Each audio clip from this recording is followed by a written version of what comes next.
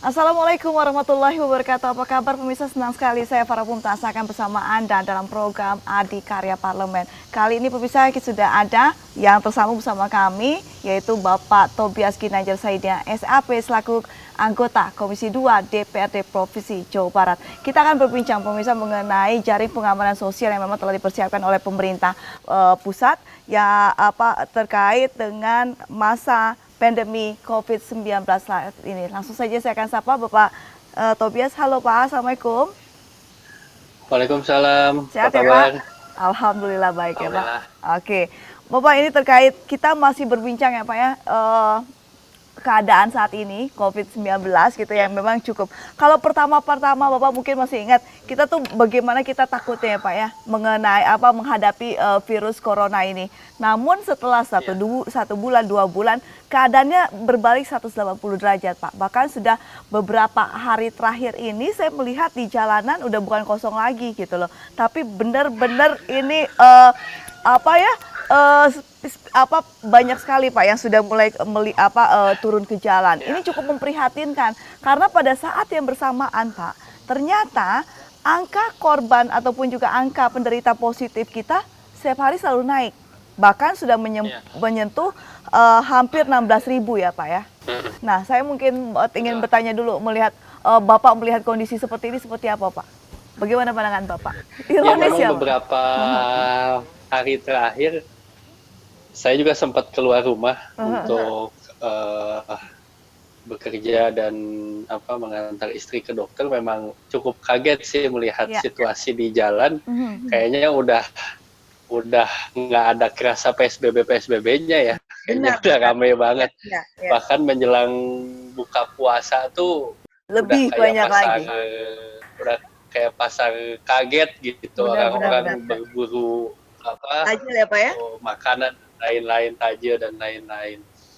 Ya tentu ini kan sebuah situasi yang memang kenyataannya ada di Indonesia seperti ini. Memang kan PSBB itu kan tujuannya sebenarnya untuk memutus rantai penyebaran COVID dengan cara menurunkan angka orang keluar rumah lah, ibaratnya gitulah, Benar, benar, menurunkan benar. persentase orang bepergian sehingga rantai COVID-nya menjadi terputus. Tapi kenyataan yang terjadi, tingkat disiplin masyarakat memang masih Rendah ya masih Pak? rendah, Mhm. rendah dan mungkin dari pemerintahnya sendiri juga tidak cukup tegas juga, karena saya melihat di beberapa checkpoint juga kok itu kosong gitu. Jadi ya eh, Cukup ada memprihatinkan Pak. cukup prihatin. Jadi di pemerintahnya, di aparat penegak di checkpointnya juga membebaskan juga, Aha. masyarakatnya juga tidak ada kesadaran secara pribadi. Ya jadinya ya seperti ini. Tapi mudah-mudahan dengan adanya seperti ini tidak menambah buruk lah. Mudah-mudahan kita berharap mukjizat Allah bisa menolong bangsa Indonesia. Oke, namun ternyata kelengahan itu kan memang bukan hanya dihadapi oleh Indonesia saja Pak, bahkan negara-negara maju Ya, seperti Amerika pun sudah mulai akan membuka lockdown dari masing-masing daerah bagian iya, ya Pak ya. Nah, iya. terkait dengan masa pandemi COVID-19 saat ini untuk saat ini baru-baru ini Pak memang pemerintah sudah mulai mempersiapkan bagaimana nantinya pasca pandemi COVID-19. Dalam artian sudah ada Betul. beberapa program jaring pengamanan sosial yang memang telah dipersiapkan oleh pemerintah pusat khususnya. Dan angkanya pun tidak main-main Pak, 110 triliun rupiah memang telah dipersiapkan. Menurut Bapak dengan angka yang sebesar itu, cukupkah bisa mengcover bagaimana nantinya pasca pandemi COVID-19 ini Pak? Kalau angka yang 110 kan sebenarnya hanya mengcover pada saat pandemi ya, hanya untuk jaring Oke. pengaman sosial. Aha. Kalau untuk recovery itu ada angka-angka Panjang ya. lainnya kalau nggak salah. Jadi totalnya tuh pemerintah pusat tuh udah menggelontorkan, menganggarkan sekitar 400 triliun kalau tidak salah. Itu Oke. terbagi untuk kesehatan, Mhm. untuk jaring pengaman sosial, dan untuk stimulus ekonomi, dan untuk percepatan ekonomi pasca COVID. Nah, yang 110 itu untuk jaring pengaman sosial, yaitu untuk membantu masyarakat yang Masa pandemi terdampak. saat ini ya Pak? Ya, sampai masa pandemi saat ini. Nah, menurut saya angka tersebut memang pantas mengingat dampak yang dirasa oleh masyarakat memang sangat terasa dan sangat banyak. Banyak orang-orang yang tadinya mampu menjadi tidak mampu karena mereka dirumahkan atau di Benar. PHK dan lain sebagainya.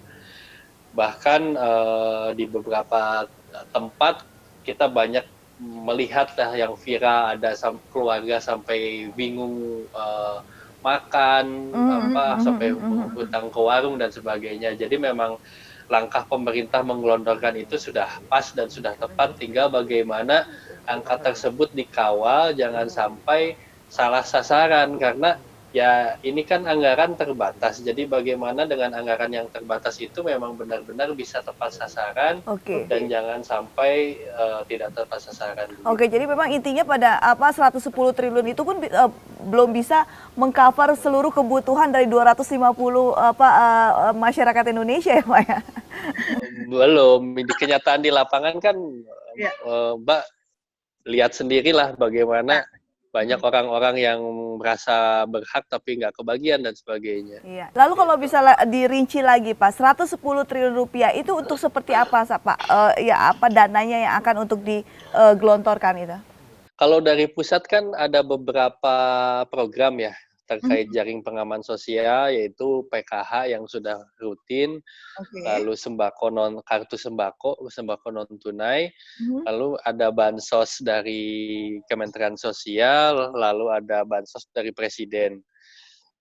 Jadi itu memang akan dibagi-bagi. Jadi yang udah dapat PKH nggak boleh lagi dapat bansos Presiden, yang nggak boleh udah dapat bansos. Jadi perluasannya cakupannya diharapkan besar gitu. Bisa meluas. Jawa Barat saja ditargetkan sampai 9 juta jumlah penerimanya. Arti penduduk Jawa Barat kan sekitar 45 juta, 47 juta ya, atau 48 saya. Ya, jadi hampir 50 ya Jawa Pak ya? Barat saja hampir 50, artinya Jawa Barat aja targetnya 9 juta, artinya sudah cukup mengcover hampir 20%-nya kan. Oke, berarti untuk 110 triliun itu memang bukan beda lagi dengan bantuan yang memang telah dipersiapkan oleh pemerintah provinsi, kabupaten dan kota ya Pak ya? Beda. Oke, ini jadi rinciannya pusat seperti apa? ada sendiri. Ya. Pusat itu ada sendiri sekitar 110 triliun. Kalau Jabar itu kan sekitar 7 triliun ya kalau nggak salah, 5 sampai 7 triliun. Pokoknya kita tuh targetnya 2 juta jiwa dari Jawa Barat tuh. Dengan satu orang kuotanya 500.000 kan. Lalu kabupaten kota pun mereka punya sendiri, bahkan desa pun dari dana desa memang diarahkan oleh Kemendes ada lagi. Jadi memang semua aspek memang saling bahu-membahu untuk ibaratnya mengeroyok masyarakat yang memang terkena dampak COVID-19.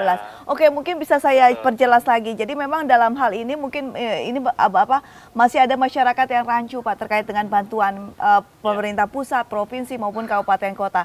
Jadi memang kalau misalnya kita bisa garis bawahi adalah adanya bantuan dari pemerintah provinsi, dari pemerintah pusat, provinsi, kabupaten dan kota, ini merupakan bantuan yang diberikan untuk masyarakat. Jadi kalau misalnya masyarakat sudah mendapatkan bantuan dari pemerintah, tidak akan mendapatkan lagi bantuan dari provinsi ya Pak ya.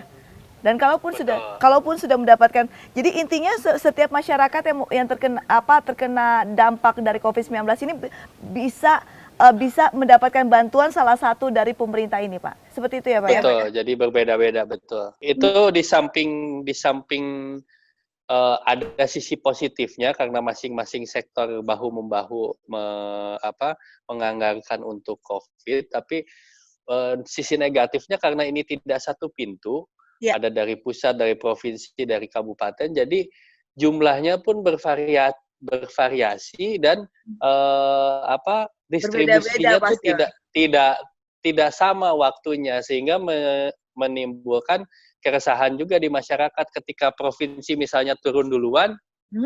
Ada orang yang nggak kebagian, kok saya nggak kebagian, itu udah kebagian, padahal dia tuh alokasinya nanti dari pemerintah pusat. Gitu. Ya mungkin ini yang kemarin-kemarin sempat ini ya Pak ya, sempat menjadi kericuhan juga di masyarakat ya Pak. Oh iya, sangat, sangat. Dan jumlahnya pun berbeda-beda. Misalnya kabupaten kan ada yang hanya menganggarkan 200.000, ada yang mungkin 300.000. Oke. Sementara provinsi 500 kan pasti orang bertanya-tanya kok dia dapat 500 saya cuma 300 atau dari pemerintah pusat dapat 600 misalnya seperti itu. Oke, namun kalau misalnya melihat situasi dan kondisi saat ini, Pak, dengan adanya bantuan-bantuan dari pemerintah pusat, provinsi, kabupaten, Ya. dan kota, sudah tepat sasaran kan, Pak? Maksudnya data-data yang memang telah dipunyai oleh pemerintah pusat, provinsi, dan kabupaten kota memang tidak saling tumpang tindih kan, Pak? Gitu. Bapak melihat situasi di lapangan seperti apa? Nah, kenyataannya itu sumber masalahnya tuh memang di data ya. Oke.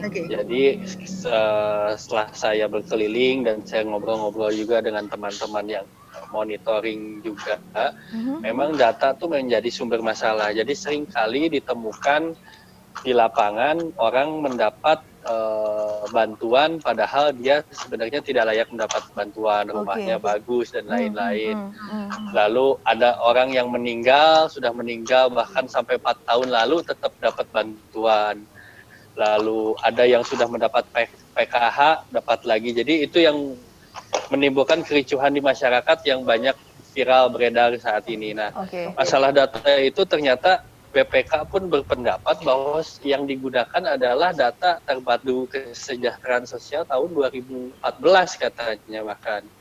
Nah, jadi memang tidak update gitu. Oke. Dan yang dari provinsi sendiri awalnya karena kita diburu oleh waktu memang tidak melibatkan RT RW awalnya yang untuk DTKS, jadi langsung dropping dari provinsi ke kabupaten kota untuk verifikasi dan hanya diberi waktu itu sangat pendek sehingga pasti akan sulit memverifikasinya. Nah, untuk ke depan katanya yang perluasan yang non DTKS sudah dirubah tuh, jadi bottom up prosesnya dari RT RW Oke. naik ke atas, nanti pusat provinsi cuman mengverifikasi dari data tersebut dengan NIK apakah sesuai atau tidak gitu.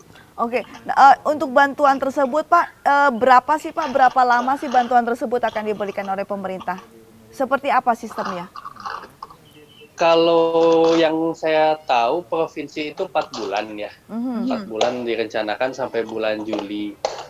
Nah, kalau pemerintah pusat pun sama kalau nggak salah, sementara sampai Juli. Kalau kabupaten kota mereka baru menganggarkan 2 bulan kalau nggak salah. Oke. Jadi baru sampai bulan Mei.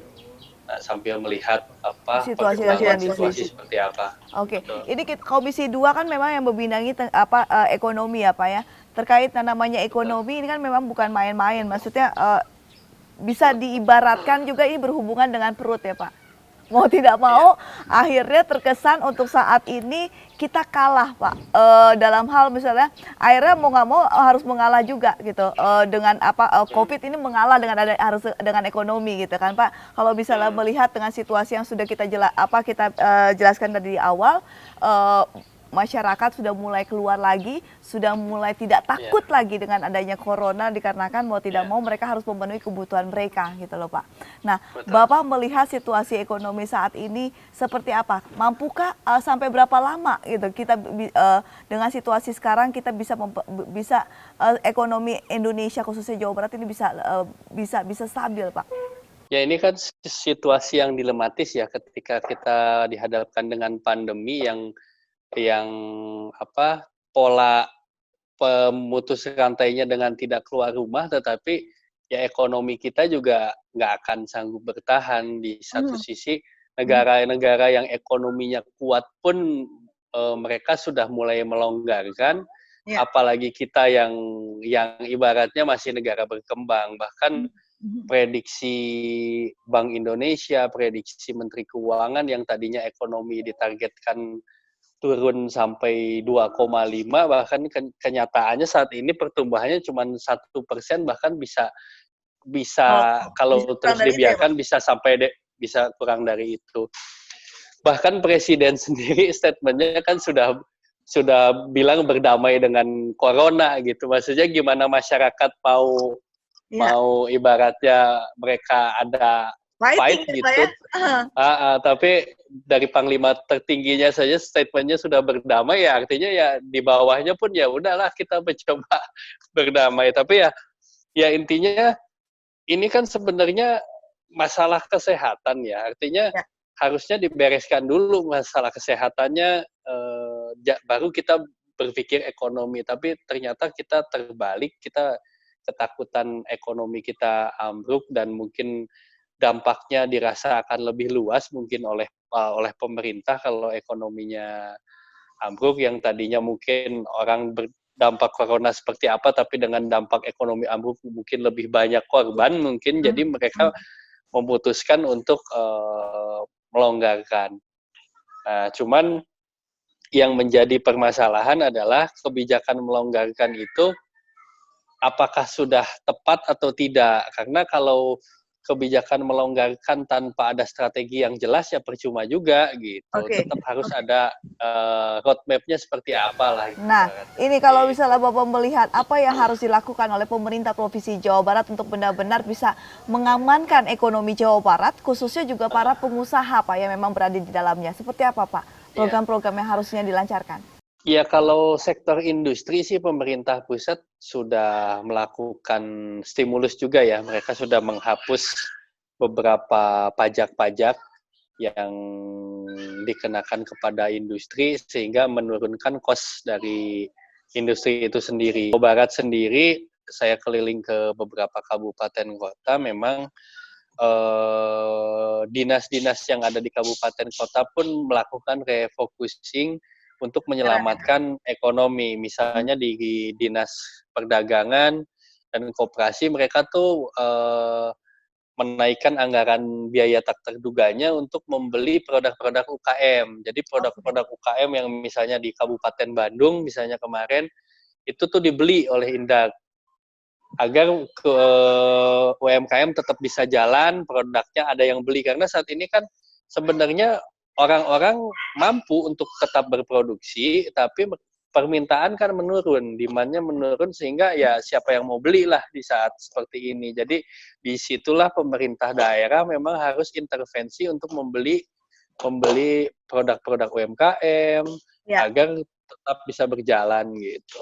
Oke, namun kan bukan apa, dengan cara membeli kayak gitu kan bukan menjadi salah satu solusi yang terbaik ya Pak ya.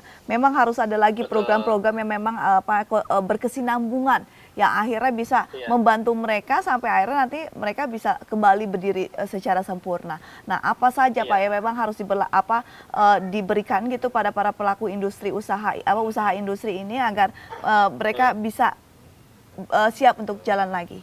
Ya intinya kalau Ya Pak. selama COVID ini Mhm. kan bagaimana agar industri UMKM minimal bisa survive ya. Ya. Artinya kalau mengharap mereka tumbuh luar biasa ya tidak mungkin juga, tapi minimal mereka bisa survive, tidak mem-PHK dan tidak merumahkan. Artinya agar bisa survive, kos produksi mereka harus dikurangin.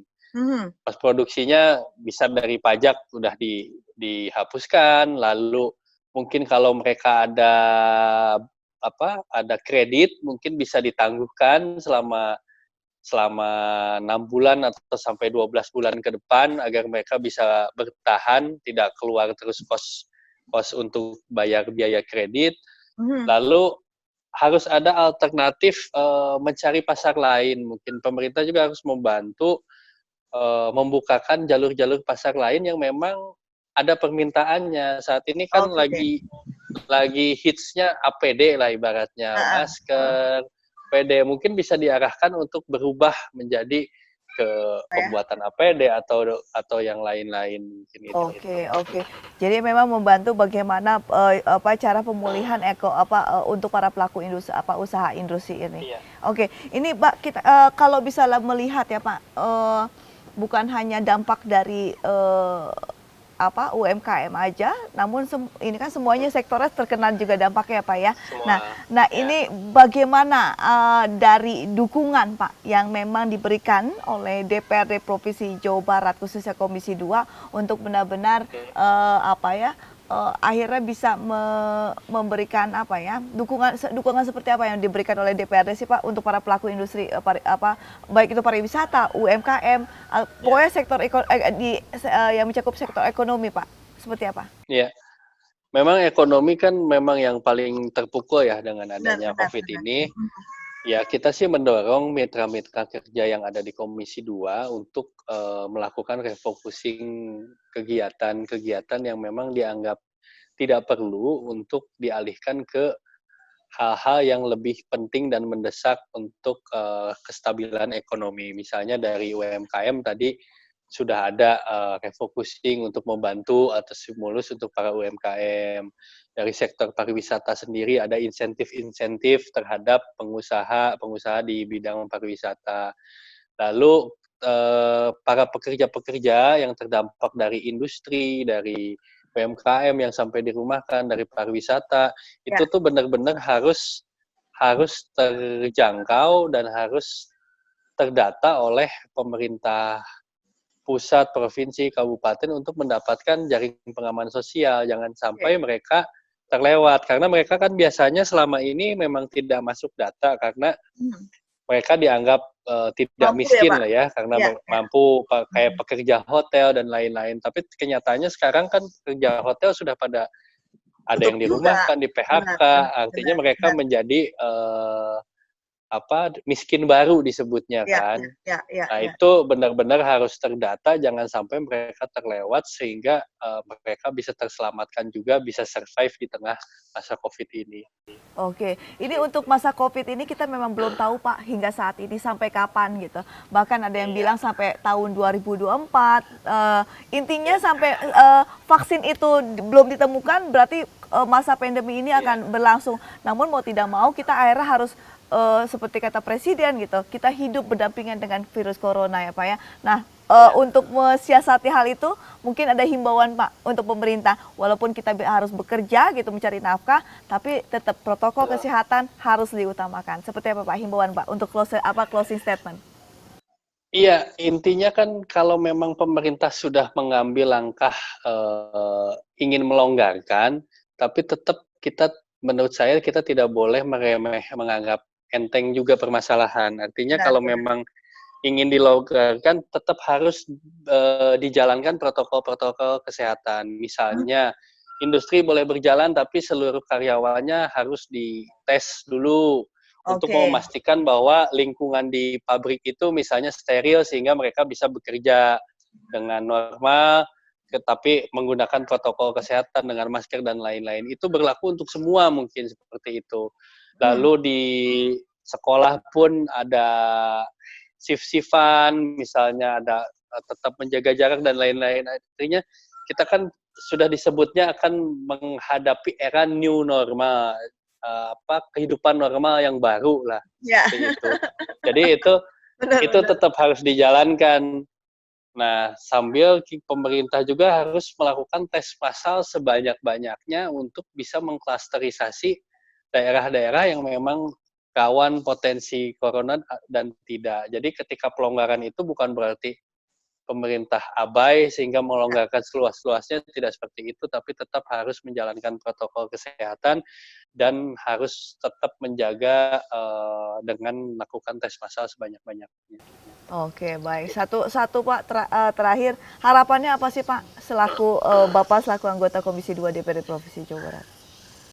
Ya, saya sih berharap ini pandemi ini segera berakhir ya. Kalaupun tidak berakhir, saya sih berharap pemerintah melakukan upaya yang tegas, strategi yang jelas. Saat ini kan Ya, ibaratnya strategi-strateginya yang ada hanya upaya-upaya coba-coba ya jalan Pak ya? tengah lah, gitu. Maksudnya belum jelas, maksudnya upayanya hanya upaya jalan tengah, artinya tegas enggak, tapi Ya, lembek pun enggak. Jadi maksudnya ke kanan enggak, ke kiri enggak. Coba ya, benar-benar dibuat benar, konsep benar. roadmap-nya seperti apa, sehingga masyarakat pun tidak bingung dan memang siap untuk mensukseskan apa yang menjadi strategi dari pemerintah. Oke, Gitu. jadi kalau misalnya pemerintahnya belum ada kepastian, apalagi masyarakat ya Pak ya, tambah bingung ini bawahnya kan. Baik, ini kita harapkan Pak, ini semua pasti badai pasti berlalu Pak ya, ada Amin. seperti itu. Tapi kita harapkan juga nanti mungkin paling lambat tahun depan sudah ada vaksin sehingga kita bisa lebih normal lagi dibandingkan dengan normal yang sekarang ya Pak ya. Iya, kalau bisa yang nemuin vaksinnya orang Indonesia, jadi kita Amin. yang dapat banyak ini uang masuk. Oke, baik. Itu harapan kita. Baik, terima kasih Bapak Tobias sudah bergabung bersama kami, Pak. Sehat-sehat Oke, untuk keluarga dan juga salam, terima Pak. kasih. Selamat berpuasa, Pak. Amin. Sama-sama. Ya, terima kasih, Bapak. Assalamualaikum. Ya pemirsa, baru saja Anda simak perbincangan saya dengan anggota Komisi 2 DPRD Provinsi Jawa Barat, Bapak Tobias Ginanjar Saidina SAP. Tentu saja pemirsa, mau tidak mau kita sebagai masyarakat harus mengikuti apa kata pemerintah. Yang kita harapkan tentu saja pemerintah ada kepastian sehingga kegalauan yang memang dirasakan oleh pemerintah ini tidak kita rasakan juga sebagai masyarakat. Semoga saja dengan adanya nantinya dengan adanya vaksin yang memang telah ditemukan kita bisa lebih hidup lebih normal lagi dibandingkan dengan normal yang sekarang. Akhir kata pemirsa, saya Farah Pumtas mewakili seluruh kerabat kerja petugas pamit undur diri. Wassalamualaikum warahmatullahi wabarakatuh. Sampai jumpa.